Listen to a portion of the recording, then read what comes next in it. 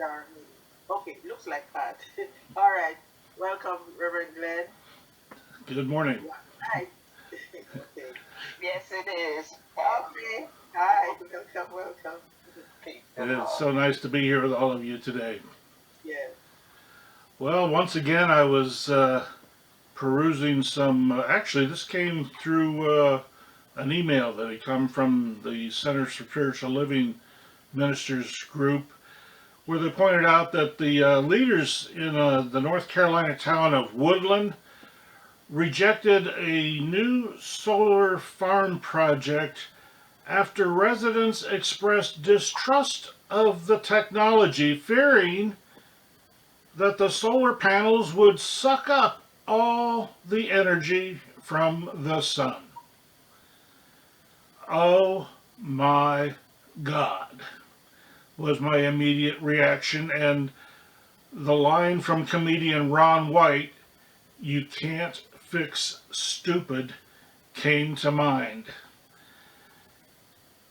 My blood is still boiling with frustration at the demonstrations of people's naiveté.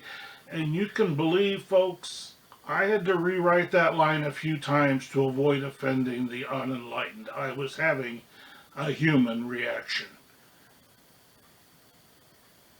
So you're going to get a little bit of a rant today with some spirituality sprinkled in. And I leave it up to you enlightened people to pick it out and enjoy it wherever you can. But my range of reaction to this little bit of news is it spanned from "don't get me started" to "hold my popcorn, I want to get into this." What a perfect analogy for the limited thinking so many people employ when deciding between doing the right thing and the thing that's best for their short-term goals. Now, the early years of NBC television's Saturday Night Live featured the recurring appearance of bodybuilders Hans and Franz, whose tagline was, "Hear me now and listen to me later." The phrase was shorthand for "don't try to understand right now. Just do what I'm telling you to do, let it soak in, and you will begin to understand when you see the results." Now, I offer this as a preface because I'm going to start here with a little basic science. And I know some among us have issues with science in the same way that we have issues with the term God. So bear with me while I address that. If your mind is open enough to at least hear some information that contradicts what you may have been conditioned to believe. Now, there's a Facebook meme going around conservative circles pointing out how our thinking around food value of eggs has evolved over the past half century. This selective argument uses confirmation bias to brand the rapid evolution of food science as evidence that science cannot be trusted. The meme ignores the truth that a lot of what we attribute to science is really marketing, using cherry-picked and or industry financed studies to influence our buying decisions. It also ignores the basic tenets of science, and I'm going to oversimplify them here. We only have a short time together this morning. Number one, identify the subject, the question, or the problem. Number two, formulate research parameters. Three, consider any existing data that already covers the subject. Four, create a research design. Develop a sample population and a size for that population and those other variables that need to be tested. Number five, collect your data. Six, evaluate your data. Seven, rinse and repeat. Then publish your results for peer review, where any deficiencies in your process will be rooted out and exposed, either for good or bad. Now, Back to the elephant in the room. Will solar panels suck up all the energy from the sun? Hear me now and listen to me later. The amount of the sun's energy hitting all the solar panels in existence now and through the future is minuscule percentage of the energy produced by the sun in any given moment of time. And the sun's energy production is continuous. Solar panels absorb only a fraction of the sun's energy that hits them. Some passes right through, some bounces off, and some is converted to heat, which is another form of energy, which, by the way, could be harnessed and converted for useful purposes. The energy that is captured and converted to electricity, which is basically just a medium for transferring energy from one point to another, where it is put to work by conversion again to heat, light, or motion. The ground under the panels may have once been used the sun's energy to grow crops. It may have been an undistinguished desert.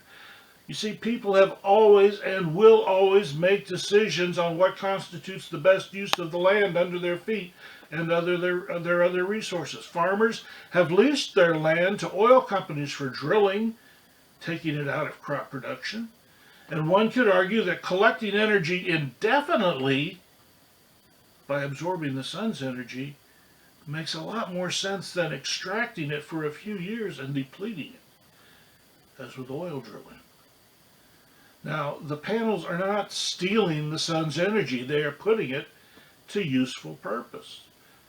There is no reason to fear the loss of the sun's energy any more than we need to fear there is not enough God to go around. Although our sun is fueled by consumables and therefore finite, having only some 4 billion years or so of useful life remaining, for our purposes it does offer a reasonable analogy to the power of spirit. There is no amount of solar power we can use that the sun will ever miss. Likewise, there is no use we can make of spirit, no task we can put to it that can diminish its ability to continue being as powerful as it was before we taxed it. To argue otherwise places limits on spirit that are simply made of whole cloth. The basic premise of spirit, God if you prefer, is it is infinite. The only limits are our ability to comprehend its limitlessness. It is said the Buddha wrote or said, thousands of candles can be lighted from a single candle, and the life of the candle will not be shortened. We place limits through our ignorance and our gullibility when we allow others to tell us what to think, instead of putting their conclusions through our own test or comparing them against the results others have revealed. Now, I hear one of our noisier politicians complaining that some empirical they are forcing us to buy electric cars, as if that's a bad thing. This politician hails from the party that espouses trickle-down economics, where they say let the market drive the economy. So what the politician is saying is that this evil they being referred to, being blamed for foisting electric cars upon us, is something other than market forces demanding electric cars, causing manufacturers to employ their newly available technologies to meet the demand. Is this another way of saying those who understand the effect of human consumption is having on Earth's atmosphere are foolish and wrong, that their science is flawed because it does not support continuing to shovel unimaginable profits into the coffers for a privileged few?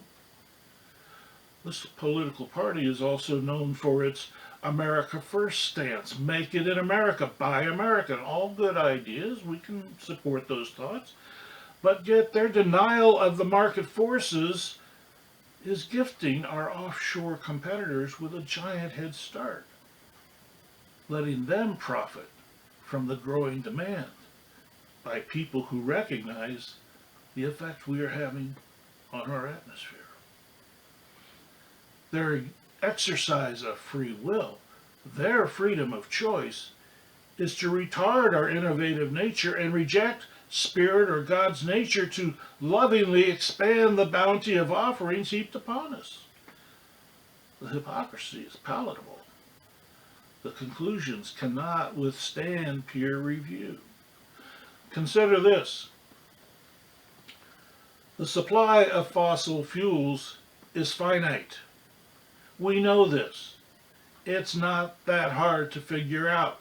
We keep having to travel farther and drilling deeper to extract oil, and the future of coal is no brighter. There will come a day when oil is a luxury and our well-lit, always busy, 24/7 neighborhood Wawa will resemble those two glass-top hand-crank pump stations fading into the desert along old Route 66 with weeds sprouting through the crumbling asphalt, empty sign frames tilting at odd angles, and coyotes raising their pups in the restrooms whose doors have long ago blown off their hinges. People are smart, and some few among us have always dreamed out ahead of what's possible today. Fossil fuels pulled us collectively out of the agrarian age and hurtled us full bore into the space age with little warning and little preparation. Dreamers have always led the way into the future. Dreamers who, knowingly or not, have been a little more deeply connected to spirit where, wait for it, all the knowledge of the universe resides, simply waiting to be discovered. The evil they we are supposed to be afraid of is nothing more than spirit being revealed to those willing to be enlightened.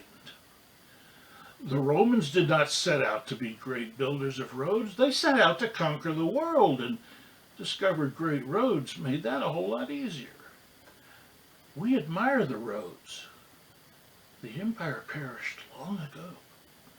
Imagine what Roman-era engineers would think if they could see a modern road being built today. Each generation builds on the discoveries, dreams, and mistakes of its predecessors. Now, I know we are made in the image of God because we all enjoy a good laugh, and spirit has a wicked sense of humor.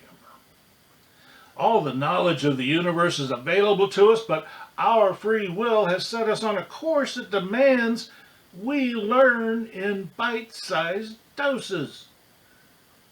We dream, we try, we fail, then try again and again until something resembling success is demonstrated. Then the market moves in. The market takes over and duplicates that success ad nauseum, squeezing out every last drop of profit it can. Franchises spread the success and set the standard. Ever heard of McDonald's, the iPhone, or Star Wars? Then someone dreams and a whole new paradigm unfolds. NASA opened space to exploration, but private industry has employed it and leads the explorations of the future. Our cell phones, cars, and this very Sunday service Zoom presentation are possible because private industries have populated low Earth orbit with electronics unimaginable in the world my parents were born into. The science of mind is the scientific process. Listen to me now and hear me later. Some few of us have seen the light. We are tentative, trepidatious, and a bit timid at times. We know we are onto something good, but still doubts linger. We are subject to the forces of the common consciousness, but the tenets of science of mind have been proven again and again. Every example claiming to debunk our understanding of how the universe works winds up proving that it did work, sometimes by affirming our doubts and fears. My traditional upbringing taught us that God answers all prayers, but sometimes the answer is no. Science of mind assures me that the answer is always yes. When I learn to recognize that spirit can only create from my true belief, science of mind puts the responsibility squarely on my shoulders to recognize whatever form that yes may assume. Some people use the science of mind principles without knowing it. They might acknowledge some version of a God, but many will simply allow their egos to take the credit. But imagine a future where everyone understands how the universe works and everyone uses the tenets of science to examine new information, test it again, and invite others to compare their test results with ours. Imagine a world where people get together, identify goals, then test different ideas until a clear winner emerges on its merits, rather than being falsely awarded because someone put their thumb on the scale. We are innovative creatures.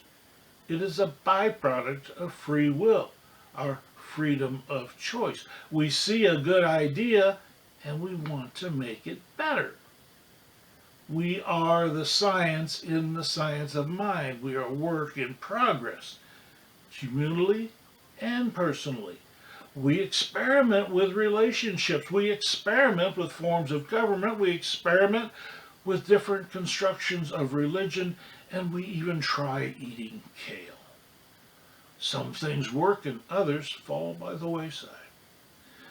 Transpersonal psychologist Ken Wilber writes in No Boundary, when the Eastern sage says that all things are not two, or all things are interpenetrating, she does not mean to deny difference or overlook individuality. The world contains all types of features and surfaces and lines, but they are all interwoven into a seamless field. Everything exists in spirit, but not everything belongs in our salad. By experimenting, we sift through the possibilities and find what works. Then, as surely as the sun rises in the east, a dreamer asked, "What if?"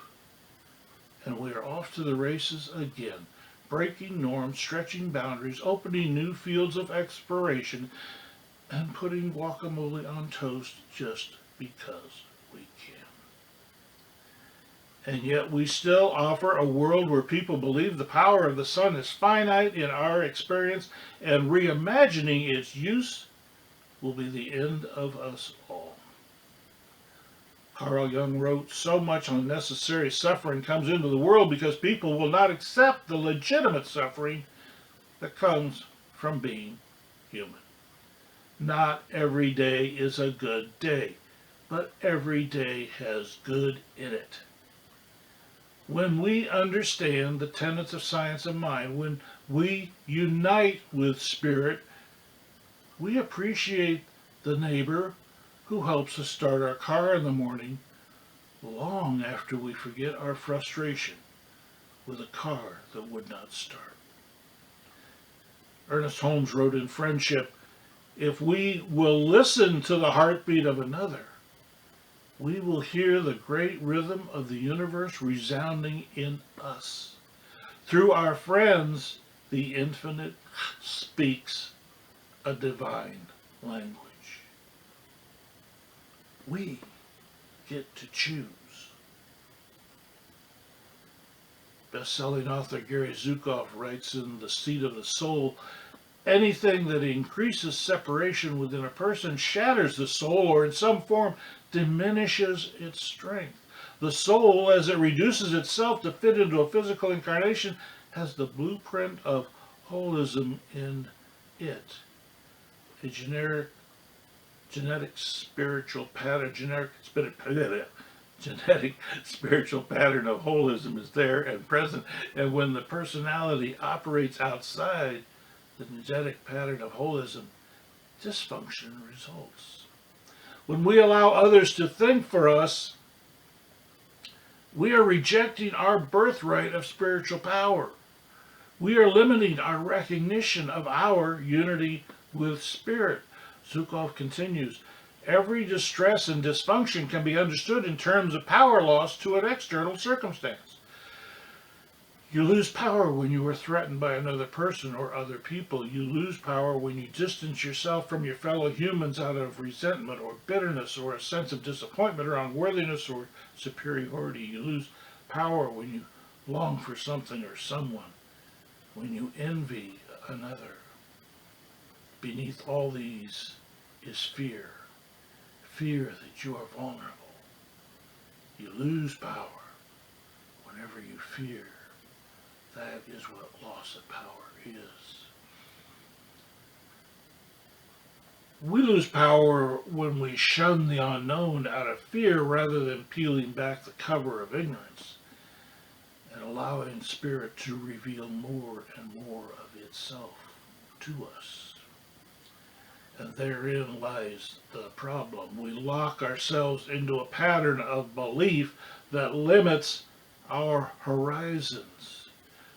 Beliefs that force us to hoard our good for fear of not having enough. Listen to me now and hear me later.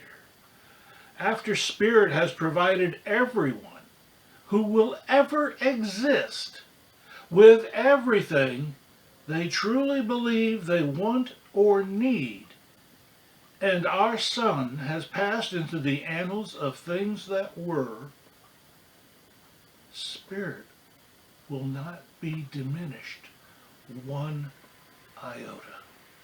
Not one atom will be missing, not a single joule of energy unaccounted for.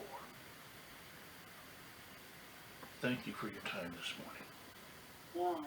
Thank you.